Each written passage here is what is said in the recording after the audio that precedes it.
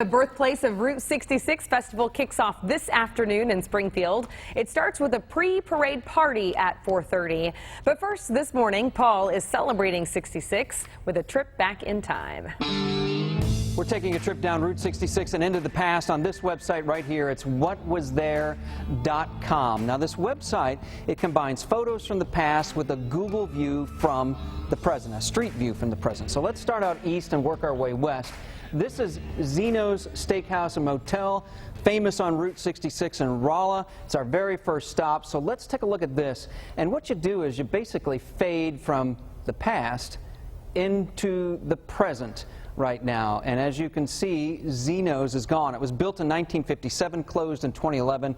That's how it looks today. Although I passed by there recently, and I believe there's still the framework for the sign that's up. Let me know if that's correct. Moving on down the road, John's Modern Caverns. Cabins, I should say. It opened in 1931 in Newburgh, and if you fade this, this is what they say it looks like. Now, the place gained fame in 1935 for a murder. The cabins, the remnants of them, I'm told you can't see it here, but they're still there, but they're really falling apart.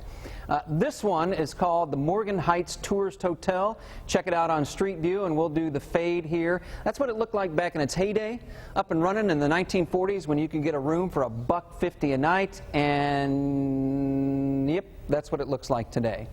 Over in Waynesville, this is the Robert Bell Home and Hotel. It was expanded into a hotel in 1925. Now, the Bell Hotel advertised every facility for the traveler's pleasure. These days, if we check it out on Street View, we're told by this website that it's a funeral home now in Waynesville. Andy's Streetcar Grill. It looked like this back then. Opened in 1946 in Lebanon. It advertised, believe it or not, famous fried domestic rabbit. It was demolished in 1961. Let's do the fade machine, bring us up to modern times, and that's what this corner looks like now. Keeping on down the road, the 66 Motor Court. This is the street view of this.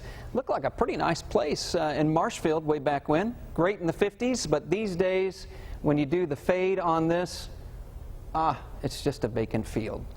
Coming into Springfield now, this is Gene's Drive-In Restaurant and Service Station in Springfield. Offered premium steaks, we're told, for 35 cents and up, back in the Route's heyday anyway, but it too was torn down. So let's go to the street view here and put the fade on.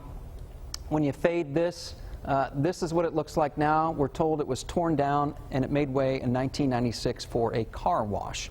West of Springfield, this is the Kell Lake Motel in Carthage. It's across from Lake Kellogg, and it rocketed to fame for the arrest of two men who were thought to be involved in the Oklahoma City bombing in 1995. That didn't turn out to be the case.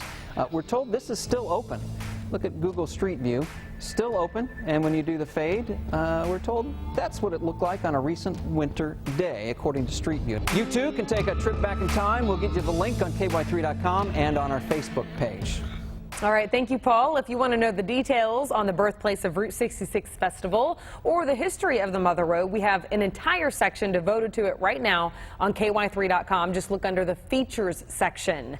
If you were taking part this weekend, here's what you need to know. Several roads in downtown Springfield will be shut down this weekend for the festival. This morning at 9 a.m., St. Louis Street between Jefferson and Kimbrough will be off limits to drivers, as well as Jefferson Avenue between Water and McDaniel Streets.